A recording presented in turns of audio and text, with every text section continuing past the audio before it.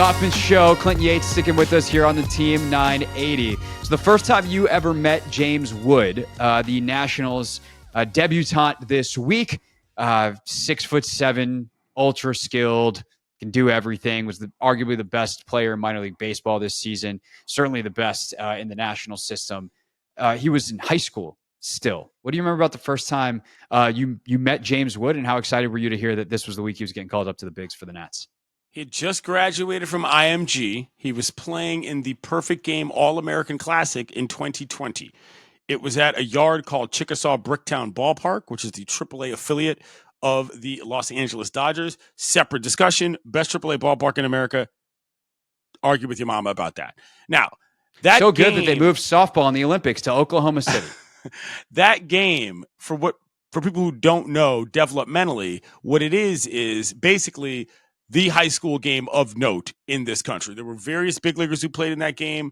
I'm forgetting his last name right now, but Brady, who was drafted by the Nats in the draft before, Brady House played in that game as well. Brady House, big as a house, is what I said on the telecast that day when I saw him. Now, at that time, James was like, this is crazy for me to say, but he might have been one of the least developed hitters there. I mentioned Brady House was there. McGuire's kid was there. Tommy Tanks, who hit a home run to freaking win the College World Series dang near it, was in that game and in that home run derby, and I believe won it. James looked like a kid who had learned how to play baseball in high school, but simply had bat-to-ball skills and size that were unmatched. Left-handed side of the plate, he could knock it out of the yard. He was that big. He was that good. The rest of it was kind of like, okay, I can see why this kid is an All-American. However, what's going to have to happen once he gets into the pros, it's going to be incredible when it does. And guess what, Gregory? It has. He's filled out the frame. His plate approach is one that doesn't just look like a big guy up there hacking. And I'm not trying to use that to denigrate what he was doing before, because that's not fair to a high school kid. But what I'm saying is that there are plenty of dudes up there who are in the various levels of the pro game who are just big guys hacking. That's not uncommon. He seems to see the ball much better than I think that most guys of his size and ilk do, and meets the moment as well, Gregory. You get in your first AB and you lace an oppo single to the other side when you're at home. That's not easy, fam. Comes from a good family, and and I know that's kind of a trite thing to say, but like, he's from PGC, bro. My man has dreads. His name is James Wood. The star ceiling is out of control on this, Gregory, if we're really being honest. Like, think about that. If I'm a kid and I don't know, the Mamie Johnson Little League, which by the way happens to be sending a lovely girls softball team, hopefully, to the regionals next week. If I'm a kid growing up in DC and I see James Wood playing baseball, are you serious? Yes. Get me out on the field. There's as much an element of that in what he's presenting as there is in the actual ball skills that I think cannot be ignored. And what I love so much about the kid handling it so humbly.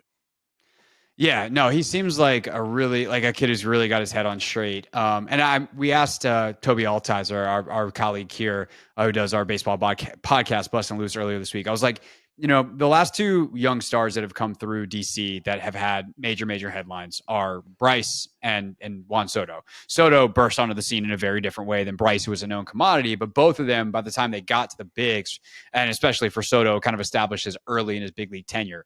Big personalities. Bryce on and off the field. Soto more of just like the Soto shuffle and the swag that he played with on the field.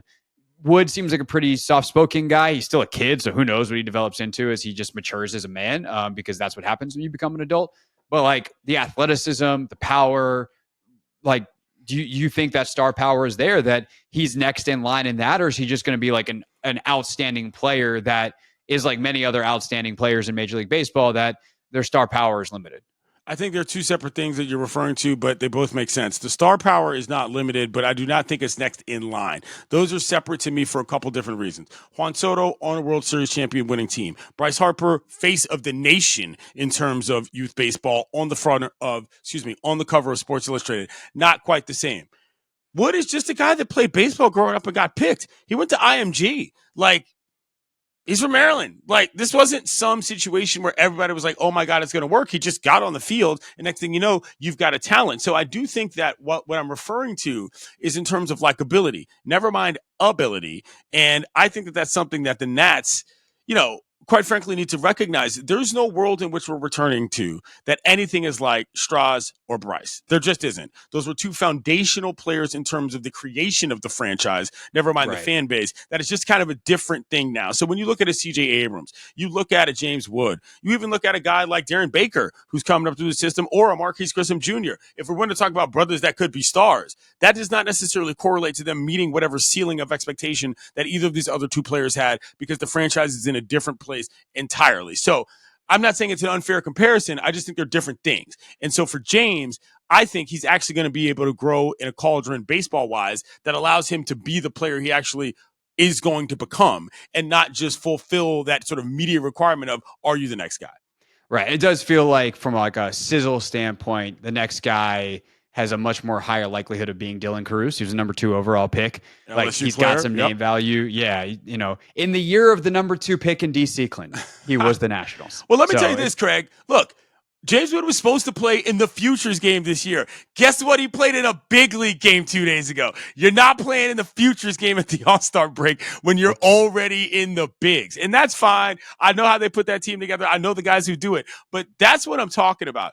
Ahead of schedule is an understatement in terms of this. So don't force the kid's timeline, all right? He was going to be playing with other minor leaguers in a showcase at the All-Star game. Now, he's not only on the 40-man, he's on the 25-man, sitting in the dugout, starting games, hitting lasers to the opposite field. Come on. Yeah, and it was cool because on Monday in his debut, not only CJ Abrams playing ahead of him at shortstop, you go one spot further up in the infield onto the pitcher's mound, and who's pitching? Mackenzie Gore. Love it. The Juan Soto trade, just straight line.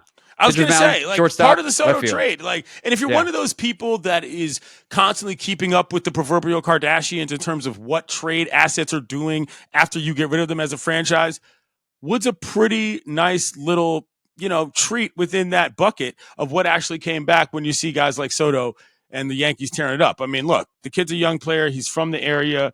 His family is fantastic. By the way, so when I met his mom and dad, we were talking in the lobby at one point. They go, Clinton.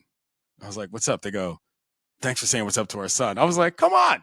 This guy's the biggest brother on the field. Obviously, he's a monster. And they were just like, no, you don't understand, man. This means a lot to all of us as a family. And that matters to me personally. I know that I'm not supposed to, cross those streams journalistically, but sometimes that matters. And I like that family. I like that kid. They've always been the kind of people that I think are what a lot of black players need in order to succeed at the top flight. And I think that's also a testament, because I'm going to embarrass you because you're my friend. That's a testament to the work you do and the stories you tell. So that's really cool. Thanks for sharing that. Clinton Yates, everybody, with us most of the time on Fridays, but sometimes Friday is a Wednesday. And so here we are.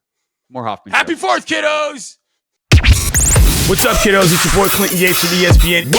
It's the Hoffman Show on the Team 980. Tell your mama I said what's up.